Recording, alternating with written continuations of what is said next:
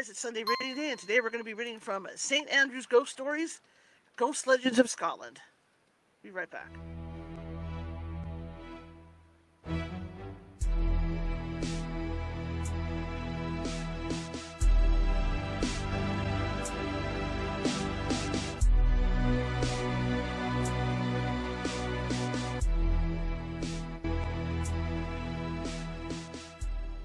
Grab your popcorn and snacks. Find a comfy spot, take a seat or lie down, and let me transport you to a place of fantasy, ghost stories, ancient legends, odd creatures, alien encounters, and other magical topics. You may even decide to join the conversation. From faraway lands to your own backyard, with a small dash of pixie dust, turn out the lights and open your minds. The journey is about to begin. Happy Sunday, everybody. Welcome, welcome, welcome. My name is Charlotte. I'm going to be your host for the next hour or so. I'm also the owner of the California Haunts Paranormal Investigation Team. We're located in Northern California. We are 45 strong up and down the state, which means if you think you have a paranormal need, we can get to you. It might take us some time to get to you, but we will definitely get to you. You can find us on almost every social media platform. Today is Sunday Reading Day, and I've chosen a book. We finished the whole holiday the holiday horror stories books. We finished that last week, and so I was kind of searching around Project Gutenberg, and I found this book about Scottish ghost stories. And Scottish ghost stories, I mean, there's a lot of that stuff. I was over in England for a brief time. Hi guys, both networks. I was over in England for a brief time, and I remember I was only like 12 or 13, but how impressed I was because of the ghost stories, right? Of the ghost stories. I just want to point out that over on the Clock app, I do have a goal of 10 corgis. You're not required to gift, but if you do feel like you want to gift, please, I'd be real happy if you did. Know that I'm donating my time, and it goes to my team members and not me, okay? Same thing over here. I have a goal of 20 gummies. So if you guys would want to help me out with that during this, thank you. So if you guys want to help me out with this, that would be great, but you're not required to gift. Anyway, I've had a pretty good weekend. In fact, I'm doing this early today. Usually we go at 5 p.m. Pacific because I'm going to be taking my producer out to dinner tonight because it's her birthday, so we're going to be doing that. Let me get my chat up here. I got a couple things, house things I have to do here. All right. So, welcome. We are on 5 networks tonight that we're going to be reading. So I'm going to be reading for about an hour. And like I said, they're Scottish ghost stories. Hopefully we can get through the first ghost story and all that good stuff, because these are short stories, so they could be any length. And you know what I forgot to do too? Hang on, I didn't set up my text. Hang on, you guys, just bear with me. I was so busy trying to get the phone set up that I neglected to set everything else up like I was supposed to today. Okay, now we're set up. So I'm going to read for about an hour. So if you guys, want to relax, I know you guys on the East Coast, you're already you're 4 hours ahead of where I'm at. So just sit back and relax and grab some cocoa, grab some coffee.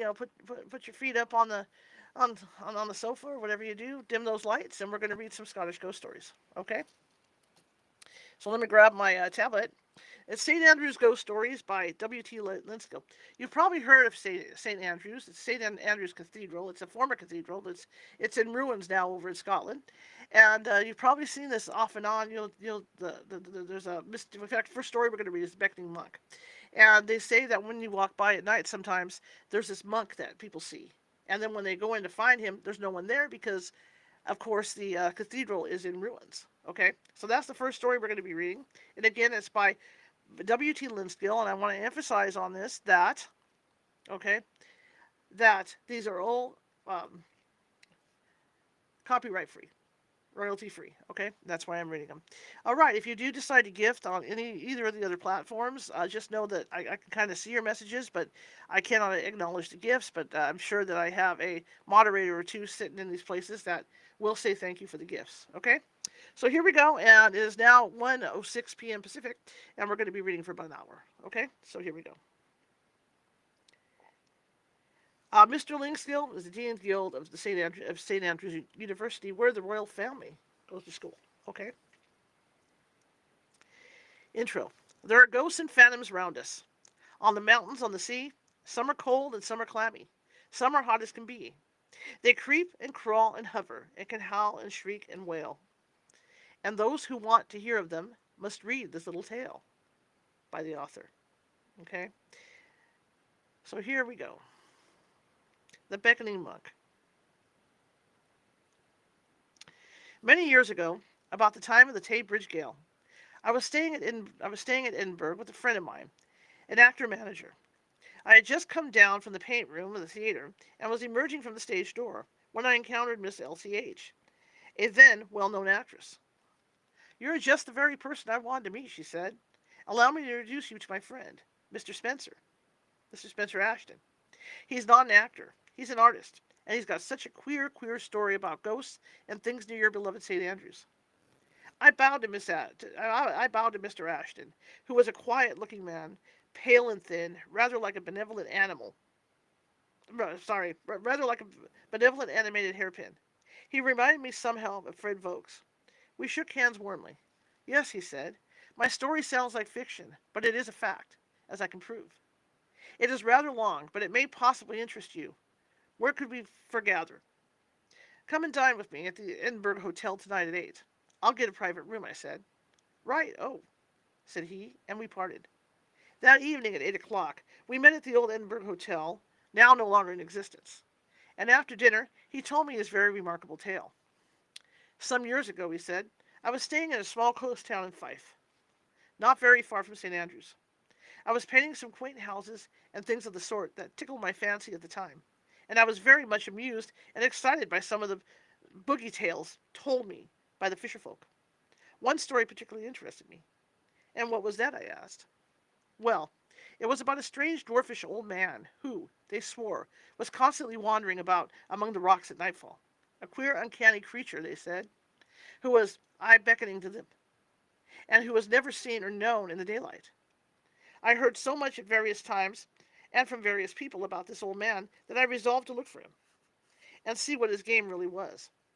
I went down on the beach, times without numbers, but I saw nothing worse than myself, and I was almost giving the job up as hopeless, when one night I struck oil, as the Yankees would say." "Good," I said. "Let me hear." "It was after dusk," he proceeded, "very rough and windy, but with a feeble moon peeping out at times between the racing clouds. I was alone on the beach. Next moment I wasn't alone. 'Not alone?' I remarked. 'Who was there?' 'Certainly not alone,' said Ashton. 'About 3 yards from me stood a quaint, short, shriveled old creature. At that time the comic opera Pinafore was new to the stage-loving world, and this strange being resembled the character of Dick Deadeye in that piece. But this old man was much uglier and more repulsive. He wore a tattered monk's robe, had a fringe of black hair, heavy black eyebrows, very protruding teeth, and a pale, pointed, unshaven chin. Moreover, he possessed only one eye, which was large and telescopic-looking." "Oh, he wasn't half so bad after all," said Ashton, "though his appearance was certainly against him. He kept beckoning to me with a pale, withered hand, continually muttering, 'Come.' I felt compelled to follow him, and follow him I did. I lit up another pipe and listened intently. He took me," resumed Ashton, "into a natural cave, a cleft in the rocks, and we went stumbling over the rocks and stones, and splashing into pools. At least I did. He seemed to get along all right. At the far end of this clammy cave a very narrow staircase, cut out of the solid rock, ascended abruptly about 20 or 30 steps, then turned a corner and descended again into a large passage. Then a mighty queer thing happened." "What might that be?" I inquired. "Well, my guide somehow or other suddenly became possessed of a huge great candlestick with a lighted candle in it, about 3 feet high, which lit up the vaulted passage. 'We now stand in the monk's subway,' he said. 'Indeed. And who may you be? Are you a man or a ghost?' The queer figure turned. 'I'm human,' he said. 'Do not fear me. I was a monk years ago. Now I am reincarnate. Time and space are nothing to me. I only arrived a short while ago from Naples to meet you here.'" "Good heavens, Ashton," I said, "is this all true?" "Absolutely true, my dear fellow," said Ashton.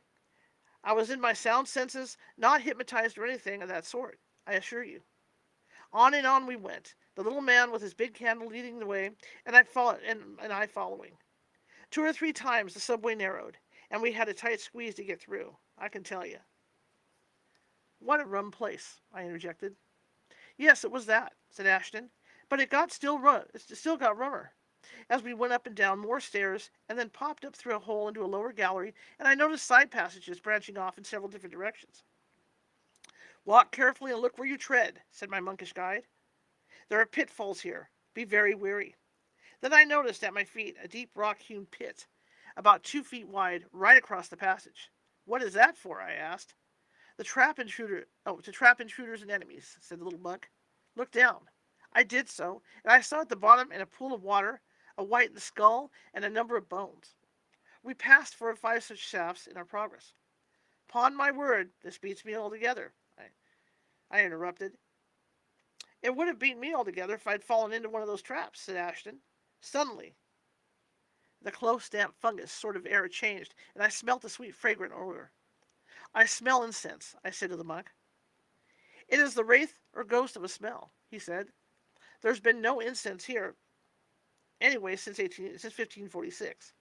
There are ghosts of sounds and smells, just as there are ghosts of people.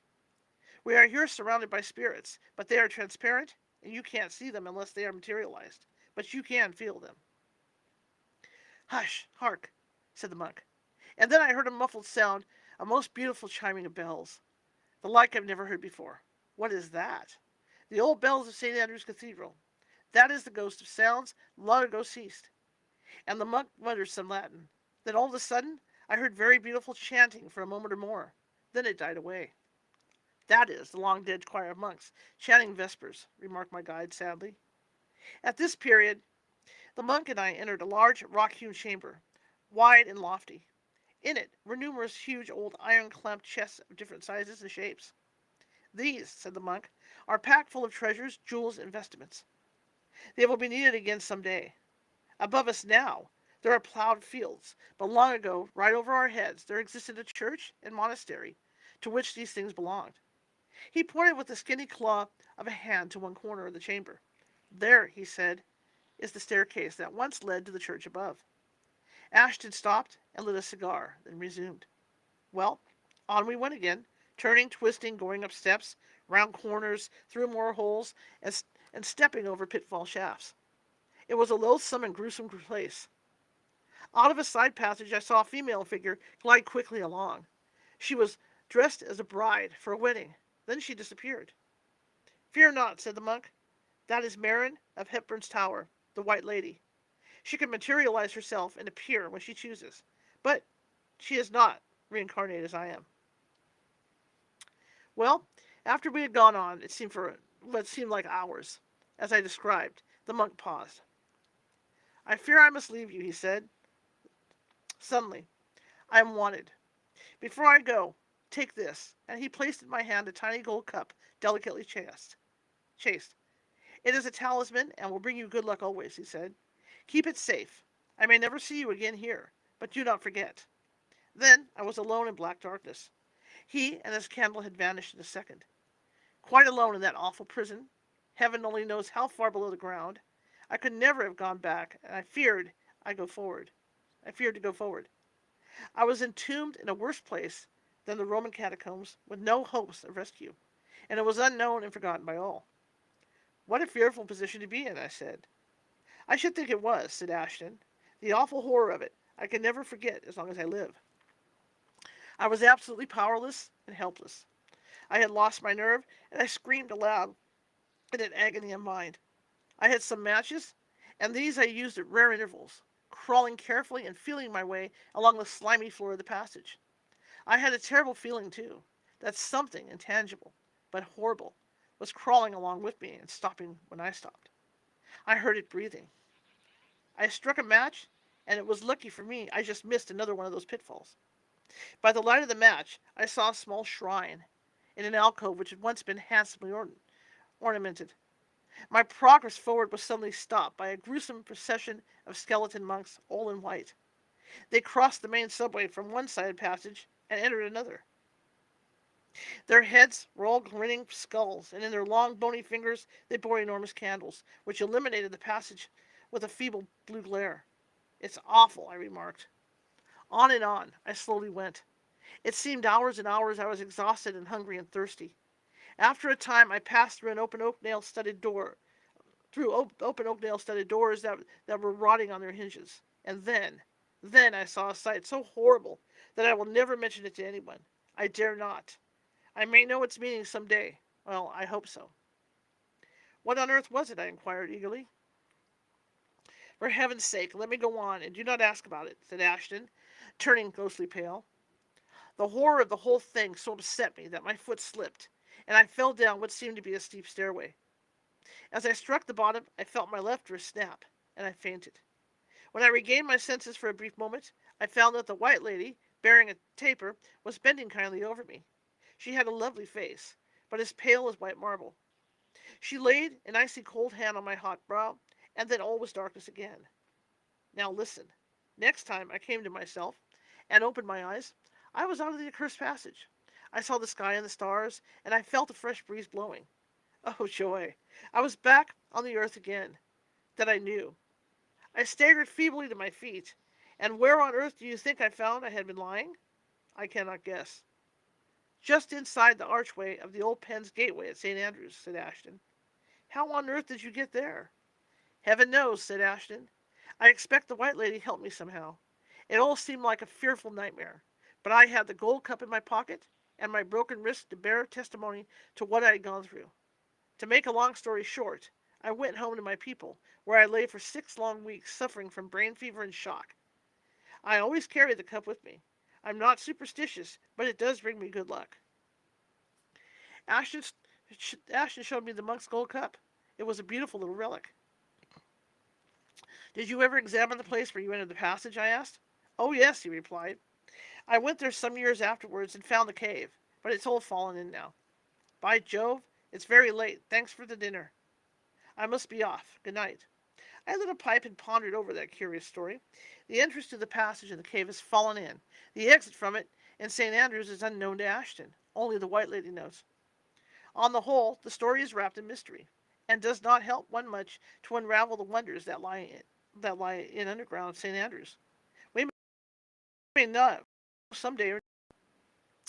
Okay, but that's true. There is a monk that they talk about that people walk by the ruins and they do see. Okay, so there might be some truth to this story. We don't know, right? We don't know. The hauntings and mysteries of Losdry Castle.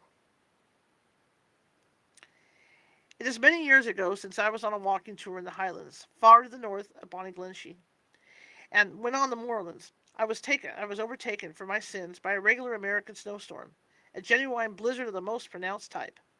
I struggled along as well as I could for some considerable time, and then I became aware that someone was beside me. It was a young Highland lassie with a plaid over her head. I was pleased to learn from her that her name was Jean, that she was the niece of a neighboring innkeeper, and that she would speedily convey me to this haven of rest.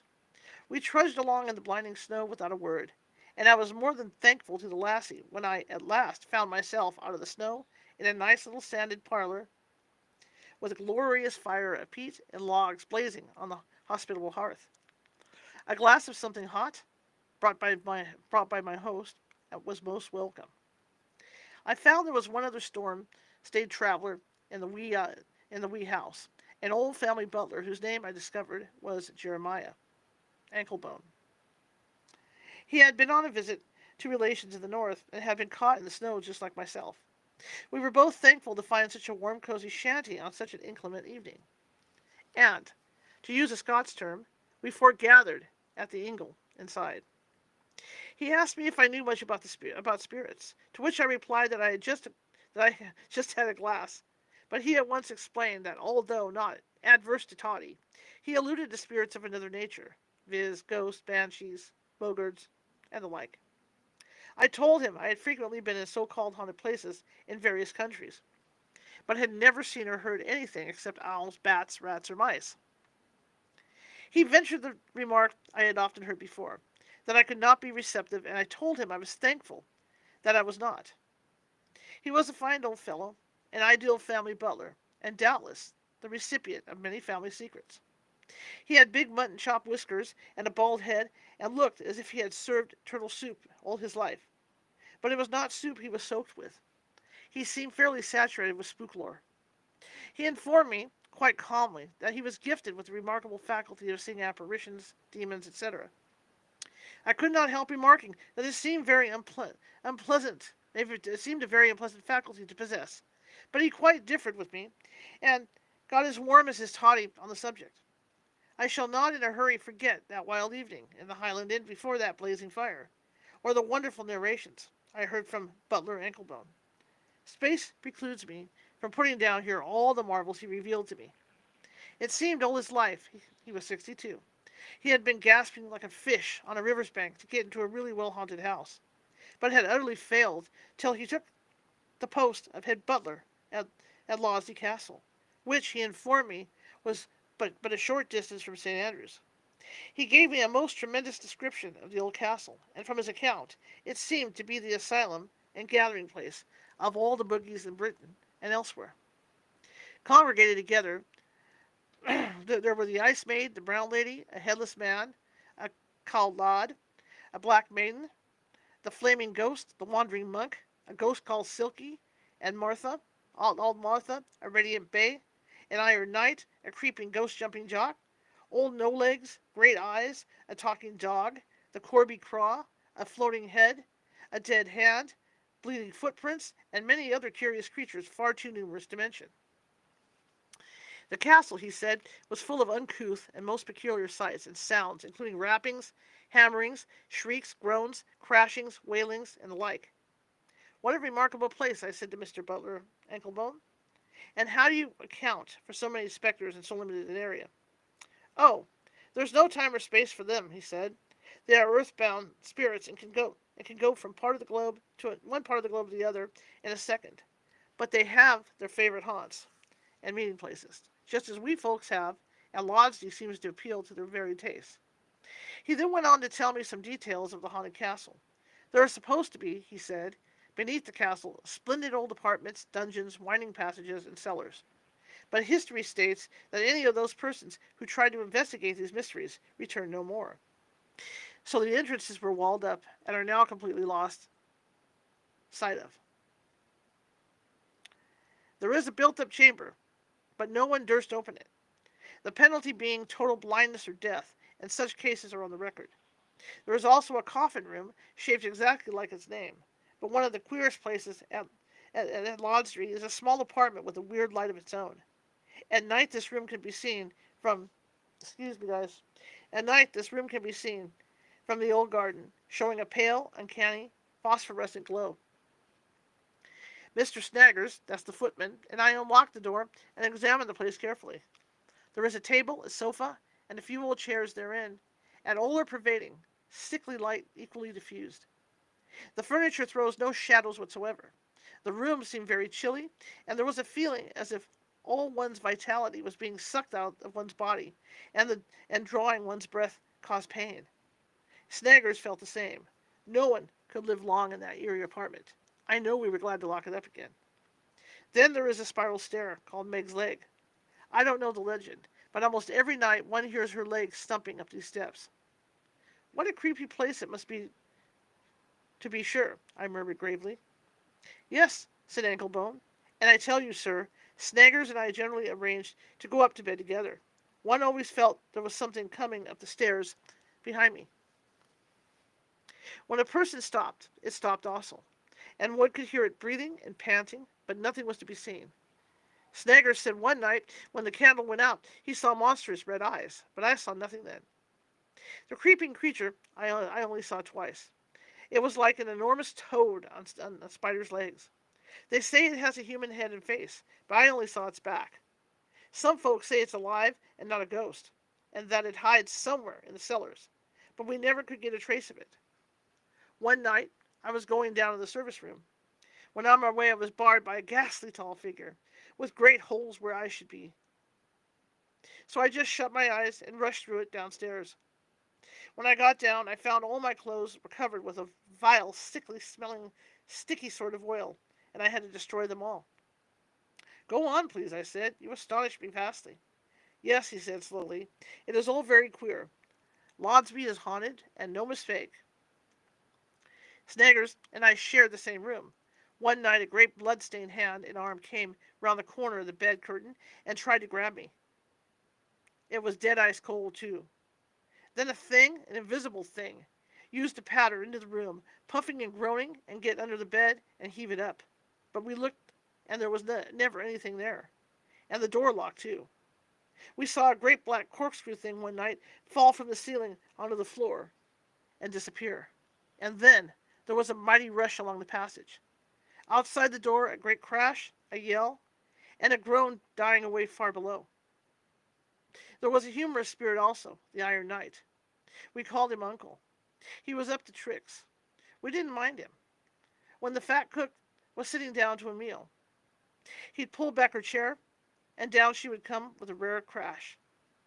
If any of the maids upset a tray of tea things, or fell downwards with the kettle, or knocked over the great urn, they used to say, "Oh, that's Uncle again."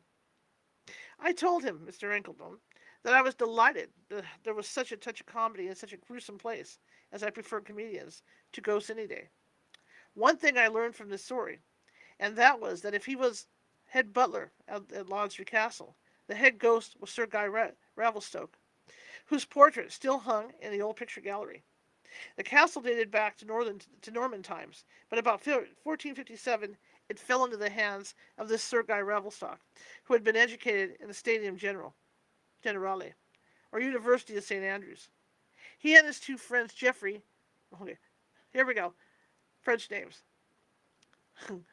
Geoffrey de Bourdonnais and Roger Le Courville, held high revel and carnival in the old halls of Lausdree, and were the terror of the whole countryside.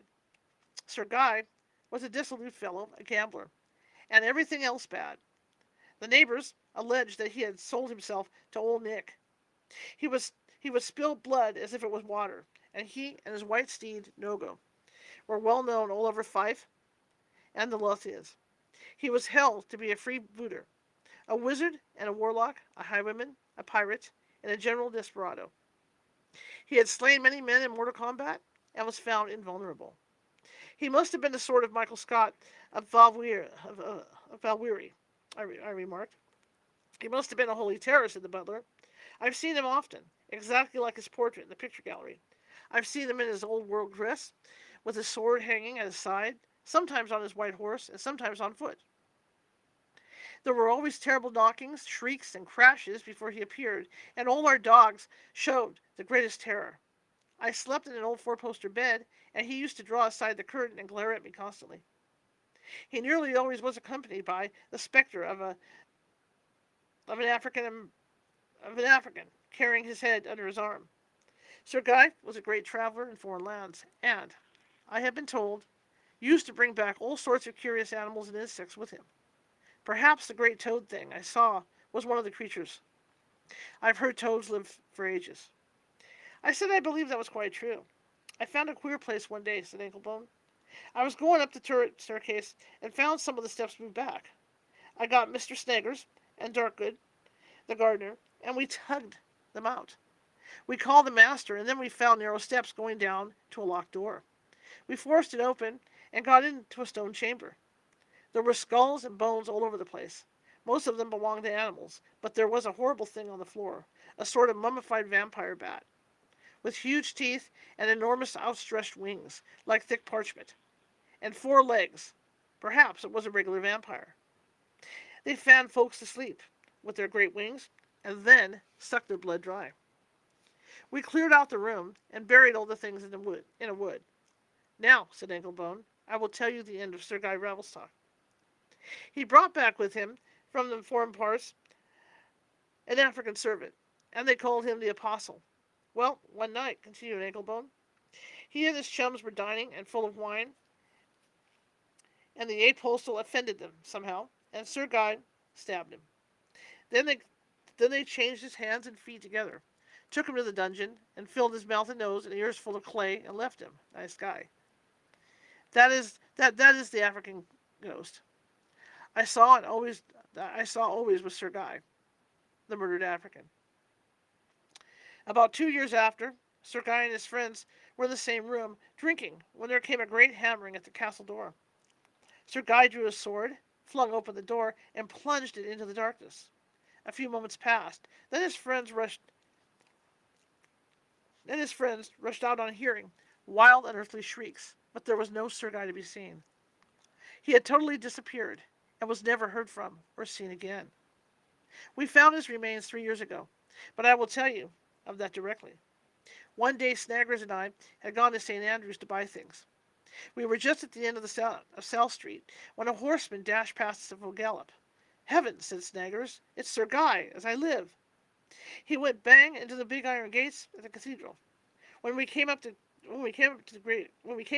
gates were locked, and there was Sir Guy leaning against the west gable, scowling at us.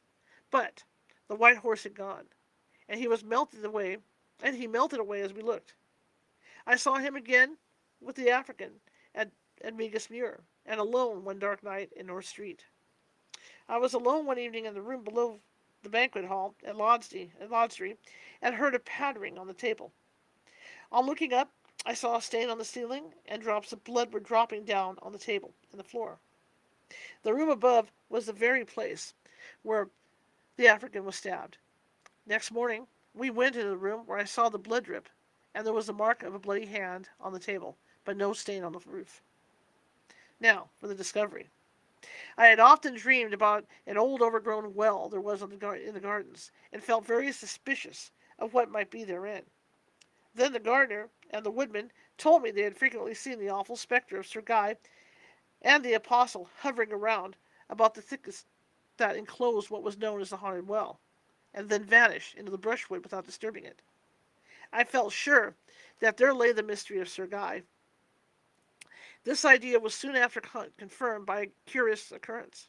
One morning, Snaggers was dusting an old oil painting over the huge mantelpiece, and above the weeping stone in the great hall, when somehow or other he contrived to touch a secret spring, and the painting flew back open in its frame and revealed the chamber beyond. We sent for Master, and got down by some steps into the room. Such a queer place! It was octagonal in shape, and there had been either a great fire or an explosion there. The vaulted stone roof and floor were all blackened and cracked, and the fireplace and wood paneling were all burnt and charred. "Perhaps the chapel," I remarked. "That's what the master said," replied the butler. And there were remains of burnt tapestry, charred wood, and documents all over the stone floor. Master got one piece of burnt paper with faded writing on it in some foreign language.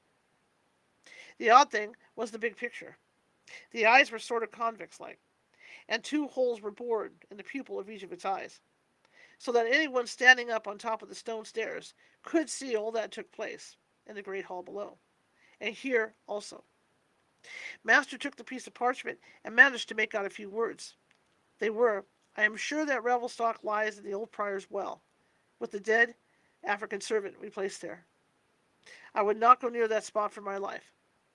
Heaven grant it may not come for me. I must leave the place." That was all he could decipher on the burnt paper. "We must explore that prior's well. Evidently that's its name, tomorrow morning," said our master. We were all up at dawn, and got all the men available to cut down the shrubs, bushes, and the undergrowth round that well, the growth of ages. When the well was exposed, it looked very like the holy well at St. Andrew's, only it had been very finely carved and ornamented at one time. The entrance was a Norman archway, and the remains of the oak door still hung there. We found a shallow bath-shaped pool of muddy water inside, and a lot of broken stones and bits of old statues and glass. At the far end was a large square opening a few feet above the pool of water. We of course made for this, and found there was a cell beyond. The whole well on one side was riven and rent, either by lightning or the effects of an earthquake shock. If that ancient well could have spoken, it would have told us as queer tales as St. Ruth's Tower at St. Andrew's. There was a most curious, overpowering, sickening odor inside the place, like a vault or charnel house. I remarked that I knew no smells worse than acetylene gas, or the awful smell I unearthed when digging, long ago, opposite the St. Andrew's Cathedral. "Well," said Anklebone, "I can't imagine a worse odor than there was beside that prior's well. It turned us all so faint. We had to get some brandy. We got into the far cell, and there were two skeleton bodies on the flagged floor. One was a blanched skeleton as far as the neck, but the skull was well preserved, and matted. Black hair still clung on it, and round the jaws. All the teeth were in their place. Some rings had fallen from the bony fingers, and a sword, all eaten away by rust, lay beside the skeleton. The other was like a mummified ape, of a dark oak color, the nails on the fingers and toes being quite perfect. Guys, these were written in the 1800s, so don't hold me to this, okay? I'm doing my best to get through this, because we don't want to get in trouble for, any woke stuff or anything like that. I'm doing the best I can. The nails on the fingers of the toes being quite perfect. Chains, also almost worn away, hung around the feet and hands. Good heavens, said Master. It is Sir Guy Revelstock and the murdered African. There was no doubt of that whatsoever. We had them removed and buried at once. The mystery was solved. After all these long years, the African had been placed there, but the mystery of Sir Guy, who knew? Who came for him that night when he rushed out the door of Lodstrey Castle centuries ago with his sword, and who carried him to his doom in the Friar's Well? No one can answer that terrible question now. Oh, that old oak well could speak and reveal its secret.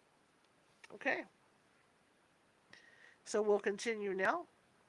A haunted manor house and the duel at St. Andrews, the old brown witch. This is a good book. I hope you guys are enjoying this. And like I said, a lot of these things, as far as this book goes, you can look up a lot of these stories because they are certified hauntings in Scotland. Okay, so it's not like these are tall tales or anything. Yeah, it's written in the 1800s, I think. All right. They can hardly be termed a St. Andrew's ghost story, but it's so remarkably strange and weird that I've been specially requested to add it to the series. And there is an allusion to St. Andrews in it after all. Several years ago, we had in the golf club at Cambridge a Russian prince who took up golf, and the questions of spirits, bogies, witches, banshees, death warnings, and the like equally strongly.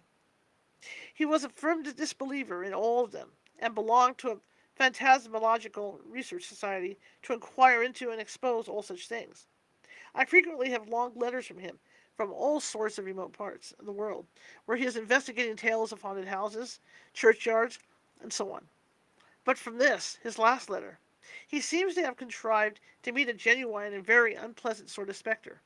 Of course, I suppress all names. Dear WTL, well, here I am, actually, in a really haunted manor house, at last. And I've had a most horribly weird and uncanny experience of a most loathsome appearance. I have been here a fortnight now.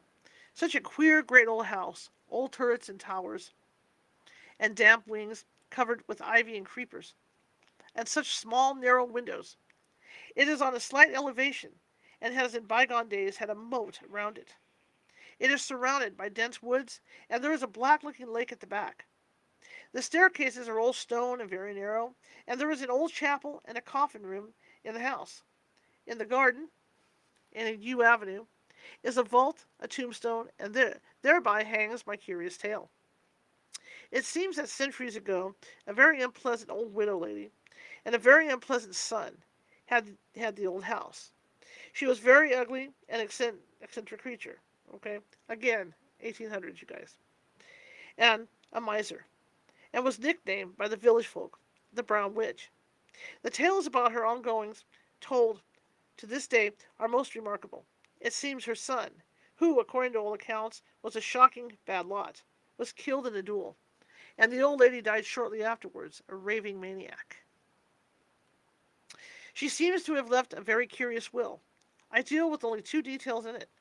One was that the chamber in which she lived and died was forever to be left untouched and undisturbed, but unlocked, or the disturber would be cursed with instant blindness, and ultimately death. The second was that she was to be buried in the vault in the yew avenue that she had specially made for her remains, that she was to be dressed in her usual clothes and bonnet, and that she must be placed in a tightly sealed glass coffin, so as to be visible to any intruder. My host told me the chamber, or the vault, in the grounds had never been interfered with, but that her appearances had been very frequent to the most credible witnesses, and that such appearances all portended some dire calamity to someone. She had appeared and terrified many visitors, both in the house and in the grounds. She had also been seen by the village pastor and by the servants. He had never seen her himself, but he had taken every measure he could think of to unravel the mystery, but in vain. The outdoor servants were terrified, and would never remain, and one lady visitor had been nearly driven mad by seeing her peering in at her at the window at dusk. Of course I laughed the tale to scorn, and also the story of the alarm bell, which trolled at intervals without any apparent or human agency. Not even the bravest would dare to walk down the New Avenue after nightfall. Well, I'd been there 10 days in the house before anything happened. I must say, the wind, and the rats, and the owls and bats, and the tapping noise of the ivy on the old windows at night were rather creepy, but nothing really out of the common happened till the other night. My room was in a long, narrow old gallery. After cards and billiards, and at about 12:30, I was going off to my well-earned rest, and was getting near my door in faint light coming towards me around the corner. Okay, I'm sorry. When I saw a faint light coming towards me around the corner, I went into my room and waited to see who was wandering about so late at night. Then a figure stopped at my door, evidently carrying a lighted old lantern. I raised my candle to have an inspection, and then, oh, horror! I staggered back for a moment. Far before me clearly stood a horrible figure of the old brown witch. A cold sweat broke out all over me. Far, far worse than the description, I saw her brown robe, and the poke bonnet, the horrible face, the huge black sockets of the eyes without eyeballs, the nose gone, and worst of all, the fearful grin, the cruel grin of a maniac, a wicked, terrible face. I opened my drawer and seized my always loaded revolver. I shouted loudly and fired once, twice, thrice. She never moved. Only the horrible mocking smile grew wider and more devilish. I rushed forward, slammed my door to shut out the awful sight, and then collapsed back into a chair. I must have hit each time for certain. An offensive charnel house smell like pervaded the air.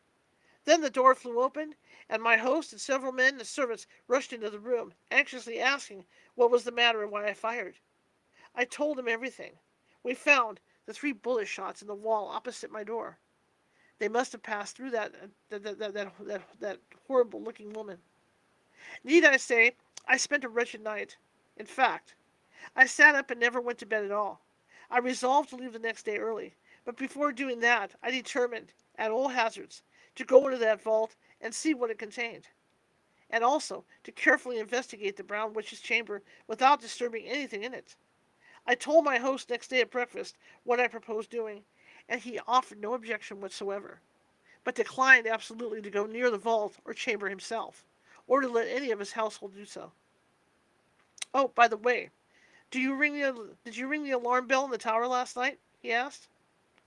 It was the sound of your shots and the great bell ringing immediately afterwards that brought me along so quickly to your room. We all heard it. I told him I knew nothing of it and never even heard the bell. I thought that, he said, for you were nearly off in a faint when we all came in and hardly knew us for a bit. I can't make out the bell, said my host, or what on earth can make it ring so. It has no rope, and it cannot possibly be the wind. I must have it removed. Last time it rung loudly like that, my old housekeeper was found dead in her bed in the morning. To make a long story short, the next thing I did was get a couple of laborers to shovel away the earth and find the lid of the old vault in the Yew Avenue. This was soon done, and we quickly descended into the place with lights. We found ourselves in a large built, clammy chamber, and on the floor lay a tattered and broken old lantern. At first, we thought the chamber was empty, but all of a sudden, we noticed a niche at one end, and at once went forward. In this singular alcove was a large glass box or coffin, standing on its end, and in it, and standing upright, was the horrible eyeless mummy, still arrayed in the brown robe and poke bonnet, of the terrible creature I had seen in the gallery, and with the same mocking, grinning mouth, and the huge, ugly teeth. The same smell I have told you of before pervaded the whole place. She was hermetically sealed up in this ghastly glass coffin and preserved. We were all very glad to leave that charnel house and cover it up out of sight, but not out of our memory. That would be perfectly impossible to any of us. I can't get that smell out of my nose yet. It, it would sicken me, and sicken you. Next, I went to the chamber with a friend and my bicycle lantern to investigate. It was up a long, narrow stone stair. The old oak door, it was unlocked, as I said before, soon yielded to our combined efforts, and creaked open, and we stood in a room of the Middle Ages. The old shutters were tightly closed. The ceiling, which had once been handsomely painted, was rapidly falling away, and the tapestry was rotting off the walls. It had evidently once been a splendid apartment, but now it was given up to rats and moths and spiders and damp. It chilled one to the very marrow, and it had that same horrible smell. There was a four-poster bed in one corner, with rags and shreds of curtains, probably where the old creature had died. The tables and chairs were covered with dust of ages. There was no carpet of any kind. An old spinet stood against the wall, and papers were lying all over the place, inches deep in dust. A few charred logs of wood lay in the gaping old fireplace, with its old-time chimney corners, and there seemed to be bits of valuable old china and bric-a-brac about the place. Many pictures had fallen off the walls, but a few faded pencil drawings were still in their places. Just guess my surprise and astonishment when I found they were Scottish views, one of Edinburgh, one of Crail Church, and three of St. Andrews, including the old college and chapel, the castle, and St. Leonard's College, which date 1676. Here was another most curious thing I determined to ask about before I left. However, I touched nothing in the room, and I had promised my host, and besides, you will laugh, I had no wish to be stricken with the brown witch's promised curse of blindness and ultimate death to any intruder who touched her things.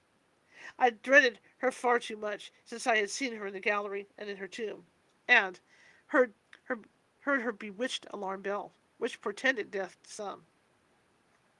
Before I left, I mentioned the Scottish drawings in the witch's room to my host, and asked him if he could throw any light on how it came there.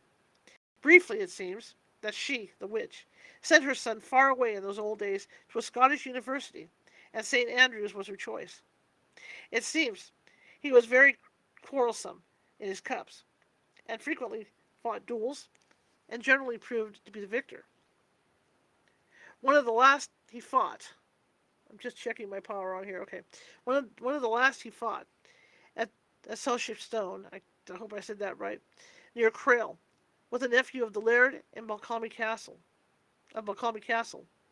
and they fought with broadsword and buckler, and again the witch's son killed his man. His last duel was fought on St. Andrew's Sands with rapiers, and he was run through the heart. Good job. Now I must conclude.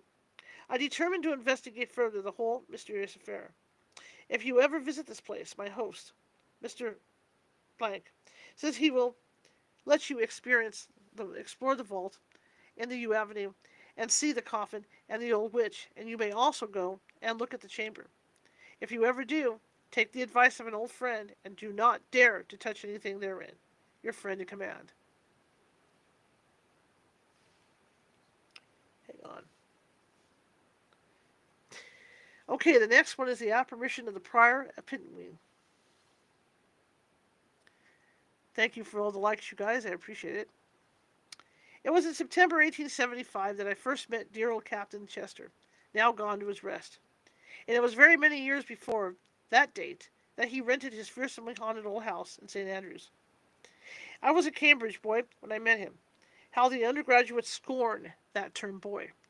He told me the following queer tales in the Poppledorf Avenue at Bonn when I was on holiday. The house he rented at St. Andrews, from his accounts, must have been a most unpleasant and eerie dwelling. Rappings and hammerings were heard all over the house after nightfall. Trembling of the walls, quiverings, heavy falls, and ear-piercing shrieks were also part of the nightly program. I suggested bats, rats, owls, and smugglers as a cause, which made the old man perfectly wild with rage and caused him to use the most unseeming language. I pointed out that such language would probably have scared away any respectable ghost. However, let me tell the story in his own peculiar way. And here we go. My brother and I took the house, sir, he said, and we had a nephew and some nieces with us. There were also 3 middle-aged English servants at the time. And gadsooth, sir, they had strange names. The cook possessed the extraordinary name of Maria Trombone. The household maid was called Jemima Podge, and the other old cat was called Teresa Shadbolt. One evening I was sitting smoking in my study when the door flew open with a bang and Maria rushed in. Zounds, Mrs. Trombone said. I said, how dare you come into my room like this? Well, sir, she said, there are awful things going on tonight. I'm frightened. I'm frightened to death. I was washing up, please, sir, when something rushed past me with a rustle, and I got a great smack on the cheek with a damp, cold hand, and then the place shook, and all the things clattered like anything. Nonsense, Trombone, I said. You were asleep, or have been drinking, eh? Lord bless you, sir, no. Never a drop. But last night, sir, Teresa Shadbolt had all the bedclothes pulled off her bed twice, sir. And Jane said a tall old man in a queer dressing gown came into her room and brushed his white beard over her face. And Lord, sir, didn't you hear her a-screaming? No, I'm hanged if I did. You must all be stark staring mad, you know. Not a bit of us, master, continued Mrs. Trombone. There is something wrong about this blessed house. Locked doors and windows fly wide open, and the bells keep ringing at all hours of the night, and we hear steps on the stairs when everyone is in bed, and knocks, and crashes, and screams. Then the tables and things go moving about. No Christian can put up with it. Please, sir, we must all leave. Well, I got all those women up, and they told me deuced queer things, but I squared them up at last. How? I inquired. I doubled their wages, sir, and I told them they might all sleep in one room upstairs together, and I promised them a really good blowout at Christmas, and so on. Next, my nephew and I and little nieces saw the old man with the long white beard at various times in the passages and on the stairs. Oddly enough, my little nieces got quite accustomed to seeing the aged man with the grey beard, and they were not a bit timid. They said he was just like the pictures of old Father Christmas, and he looked kind. I never saw him, continued Chester, till one All Hallows night, or or Halloween, as they termed it in the St. Andrews. But I will speak on that later. Go on, I said. It is very interesting indeed to me. The servants all saw him at times, and that old arch-friend, Trombone, was constantly getting frightened, and breaking things, and fainting. I was myself annoyed by strange unearthly sounds when sitting smoking at night late. There were curious rollings and rumblings under the house, like enormous stone balls being bowled along. Then a heavy thud followed by intolerable silence. Then there was a curious sound, like muffled blinds being quickly drawn up and down. That and sort of flapping and rustling seemed to pervade the air. This perplexed me, and I got in a detective, but he found out nothing at all. After much trouble and research, I learned of the legend of the prior of Pittenweem and his connection with the old house. It seems when Moray and his gang of plunderers shut up St. Moni's Church and the old priority of Pittenweem, the last prior, it's like a tongue-tied, it's like Peter Piper picked, yeah, okay, not Foreman or Rawls. A very old man was cut adrift, and for some months lay hidden at Newark Castle, food being brought him by some former monks. Newark Castle was burned, and this old prior fled the Balcony Castle, from where he went to Kingcall Cave near St. Andrews. I know all these places well, I said. After some weeks, and when winter came, he took refuge in the very old house in which I lived.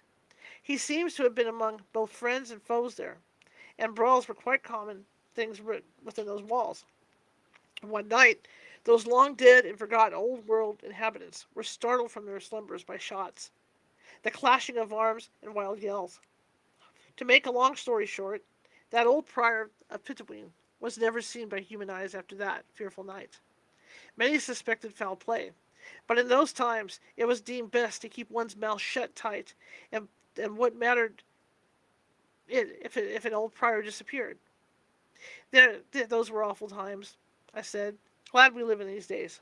Well, now, said the captain, I must come to the night of All Hallows Eve, or Holy Eves, when the spirits of the night are said to wander abroad.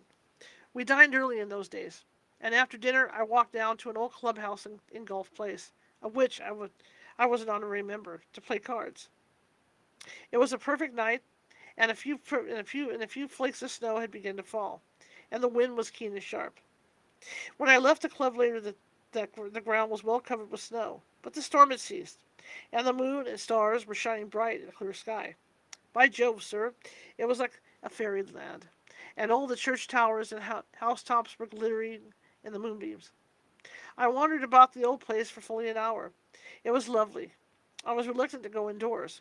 Gad, sir, I got quite sad and poetical. I thought of my poor sister, who died long ago and is buried in Stefano Rodondo at Rome, and lots of other things. Then I thought of St. Andrew's, as it is, and what it might have been. I thought of all its holy temples erected by our pious forefathers, and its altars and statues lying desolate, ruined, and profaned. At last I arrived at my own door, and entered, in a thoughtful mood. I went to my study and put on my slippers and dressing gown. I had just sat down and commenced reading when there came a most tremendous shivering crash. I involuntarily cowered down. I thought the roof had fallen. At least, gad, sir, I was flabbergasted. It woke everyone. The crash was followed by a roaring sound. It must have been an earthquake, Captain Chester said. I said, Zounds, sir, I don't know what it was. I thought I was killed. Then my nephew and I got a lamp and examined the house. Everything was right. Nothing to account for the fearful noise. Finally, we went downstairs to the vaulted kitchens. Zounds, sir, all of a sudden my nephew gripped my arm and with a cry of abject terror pointed to the open kitchen door. Oh, look there, he almost screamed. I looked, and gad, I got a queer turn. There facing us in the open doorway was a very tall, shaven-headed old man with a long gray beard. He had a white robe and cassock on, a linen rocket, and above all, an almouse or cloak of black hue, lined with ermine, the Augustinian habit. In one hand he held a very large rosary, and he leant on a stout cudgel. As I advanced, he retreated backwards, always beckoning to me, and I followed lamp in hand. I had to follow, could not help myself. Do you know the way a serpent can fascinate or hypnotize its prey before it devours them? Yes, I said. I've seen the snakes at the zoo do that trick. Well, sir, I was hypnotized like that, precisely like that. He beckoned, and I followed. Suddenly, I saw a little door in the corner of the kitchen standing open, a door I had never noticed before. The shadowy vision backed towards it. Still I followed. Then he entered its portals, and as I advanced, he grew more and more transparent, and finally melted away, and the heavy door shut upon him with a tremendous crash and rattle. The lamp fell from my trembling hand, and was shattered into fragments on the floor. I was in pitch darkness. Silence reigned. I don't remember how I got out to the light again. Next morning early, I got in some workmen and took them down to the kitchen, direct to the corner, where the door was through which the apparition vanished the previous night. Zounds, sir, there was no door there, only the white plastered wall. I was dumbfounded. Mrs. Trombone, I said to the cook, where the devil is that door gone? The door, sir? She said. There ain't no door there that I ever saw. Trombone, I replied, don't tell falsehoods. You're a fool. I made the men set to work and tear down the plaster and stuff, and egad, sir, in an hour we found the door. A thick oak, nail-studded, iron-clamped old door. It took some time to force it open, and then, down 3 steps, we found ourselves in a chamber with mighty thick walls and with a flagged floor about 6 feet square, lit by a small slit window. Tear up the flags, I said. They did so, and there was only earth below. Dig down, I said, dig like thunder. In about an hour, we came to a huge flag with a ring in it. Up it came, and below it was a dryly built, bottle-shaped well. We went down with lights, and what do you think we found at the bottom of it? Perhaps water, I suggested. Water be said Captain Chester. Hang on a second. This just went down. Okay.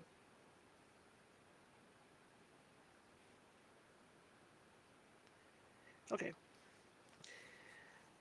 We found the moldering skeleton of a very tall man in a sitting posture. Behind him lay a large rosary and a stout oak cudgel. The rosary and cudgel I had seen in the phantom's hands the previous night. My friend, I had solved the problem. That was the skeleton of the old prior of Pittenweem, who vanished in that house hundreds of years ago. Okay, perfect timing. That's it for this week. We're going to continue next week with the book. I hope you guys enjoyed the ghost stories. And like I said, um, even though these are like stories, right, like legends, you can look these things up because the majority of these things in here are true. Because I have seen them, well, verified, right? I have seen them on different TV shows and stuff. So I hope you enjoyed it. Of course, we're going to be broadcasting this week over here at California Haunts Radio. You guys know where to find us, the Tube of You, okay? Because we don't want to get in trouble with the other networks.